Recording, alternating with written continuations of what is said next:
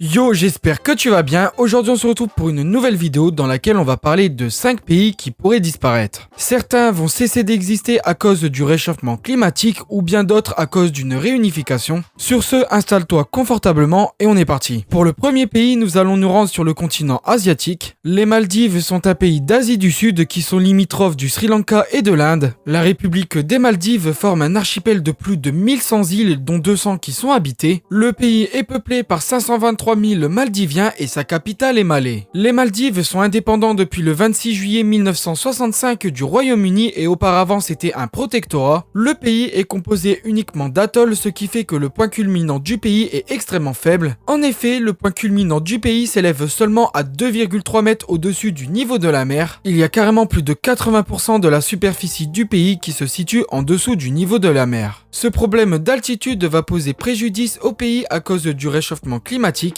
Et oui, le réchauffement climatique va faire monter le niveau de la mer et donc elle pourrait submerger totalement le pays. Avant de parler des conséquences du réchauffement climatique, on va voir comment les Maldives se sont formées. Il faut savoir que les atolls se forment à partir d'anciennes îles volcaniques. Ces îles se forment lorsqu'un volcan sous-marin rentre en éruption. Quand ces îles volcaniques sont très anciennes, les roches disparaissent petit à petit à cause de l'érosion et à cause de l'enfoncement. Pour les Maldives, ces roches ont totalement disparu, il ne reste plus que l'ancien contour de l'île qui se trouve être les récifs. Pour le cas maldivien, on s'inquiète dès 1989. En effet, c'est à partir des années 1980 qu'on se rend compte du réchauffement climatique. En 1989, donc, certains estiment que le pays aura totalement disparu en 1999. Cependant, si je vous en parle aujourd'hui, c'est parce que ces estimations sont bien évidemment fausses et que le pays n'a pas disparu. Actuellement, on estime qu'avec une montée des eaux de 3 mm par an, le pays sera submergé en 2100. L'essor du tourisme n'arrange pas les choses car celui-ci pollue les eaux, les récifs et il les surexploite. Par exemple, l'île capitale de Malé est sururbanisée et il n'est pas impossible que celle-ci soit submergée avant 2100 à cause de l'érosion. Pour alerter sur ce problème, le président des Maldives, Mohamed Nasheed, a organisé un conseil des ministres sous l'eau. Il y a tout de même des motifs d'espoir pour le pays. Certaines études pensent que les récifs de coraux peuvent faire face aux montées des eaux s'ils sont en bonne santé. Néanmoins, la plupart de ceux-ci aux Maldives ne le sont pas. Il y a la possibilité de créer des îles artificielles ou des digues, mais ces travaux coûtent extrêmement cher et polluent l'environnement. L'avenir du pays est plus qu'incertain à l'heure actuelle. Le second pays, lui, se situe en Europe.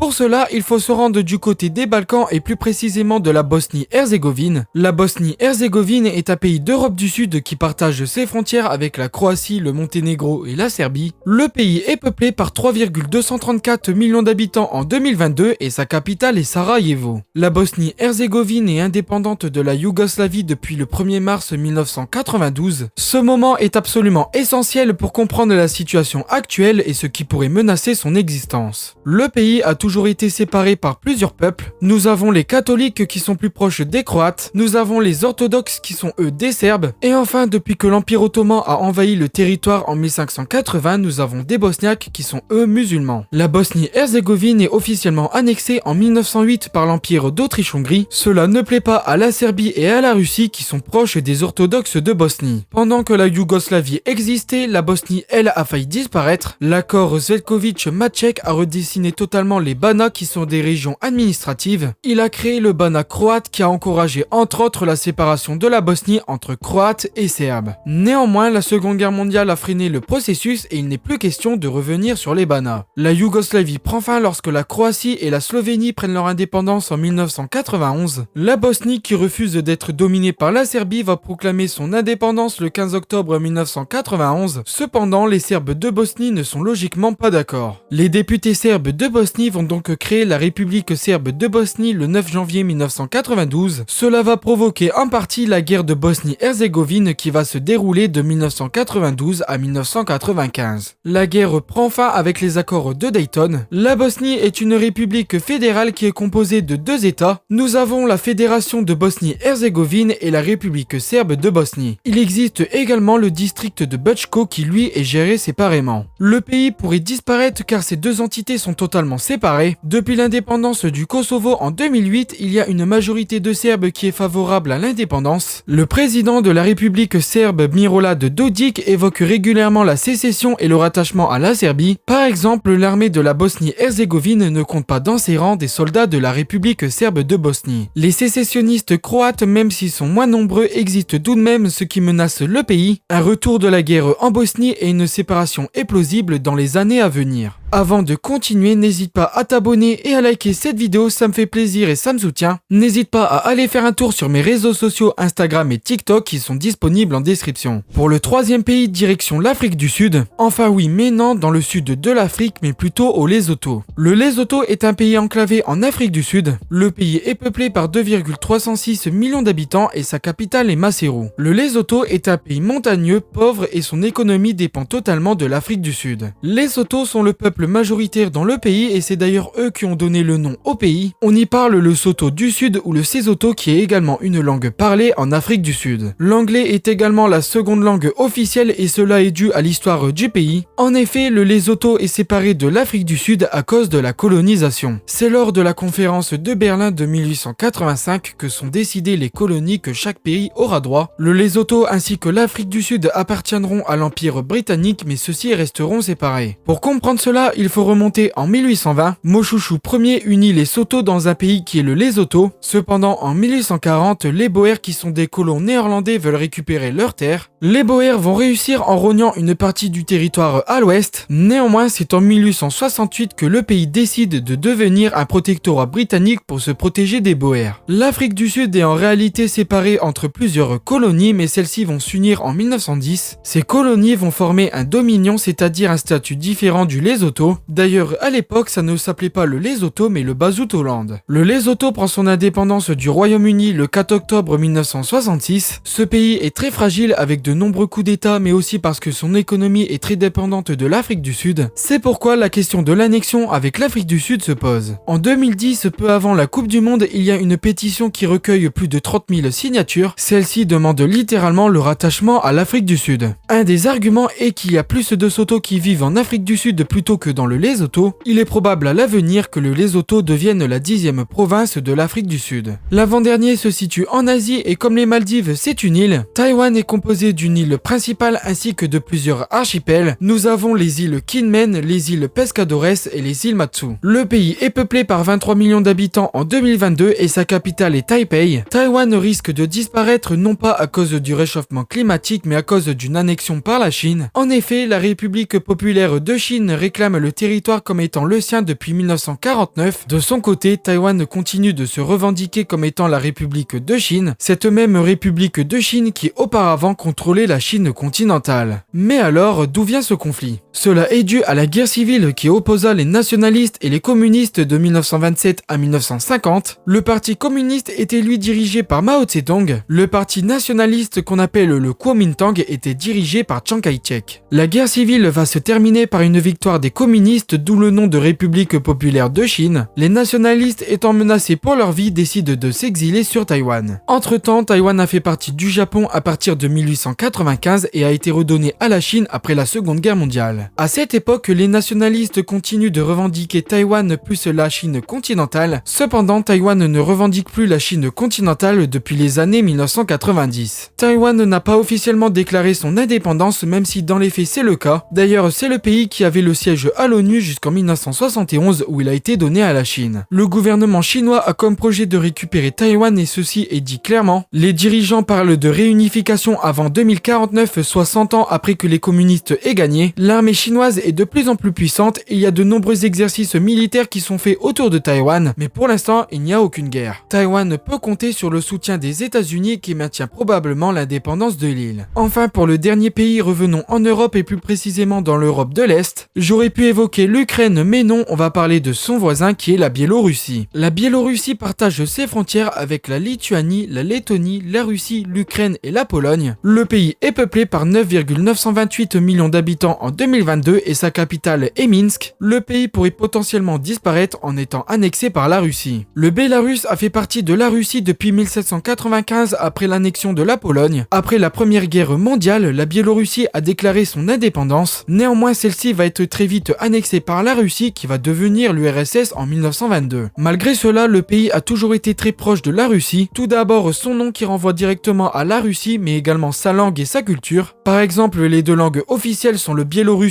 et le russe. La langue biélorusse est surtout parlée dans les campagnes, tandis que le russe est lui parlé dans les grandes villes. Le président du Bélarus, Alexandre Loukachenko, déclare ceci à propos de la langue biélorusse. Les gens qui parlent le biélorusse ne peuvent rien faire d'autre que la parler, car rien de plus grand ne peut être exprimé en biélorusse. La langue biélorusse est une langue pauvre. Il n'y a que deux grandes langues dans le monde, le russe et l'anglais. L'administration utilise également le russe plutôt que le biélorusse. Actuellement, il n'y a seulement que 8% de la population qui parle le biélorusse régulièrement. La Russie a des vues sur le pays qu'elle pourrait à terme annexer. En effet, le président biélorusse Alexandre Loukachenko, qui dirige le pays depuis l'indépendance, est très proche de la Russie. Sa proximité avec la Russie pourrait faciliter son annexion. D'ailleurs, depuis 1997, la Biélorussie et la Russie se sont engagés dans un processus d'union. Le pays a peu à peu perdu sa souveraineté et dépend désormais de la Russie. Une disparition proche de la Biélorussie n'est pas à exclure si les dirigeants restent en place. Et bien voilà, j'espère que cette vidéo t'aura plu. Sur ce, tu peux aller voir cette vidéo dans laquelle je te présente 5 futurs pays dans le monde. N'hésite pas à me dire si tu veux un deuxième épisode sur des pays qui pourraient disparaître. N'hésite pas à t'abonner et à liker, ça m'aide énormément. Sur ce, je te laisse.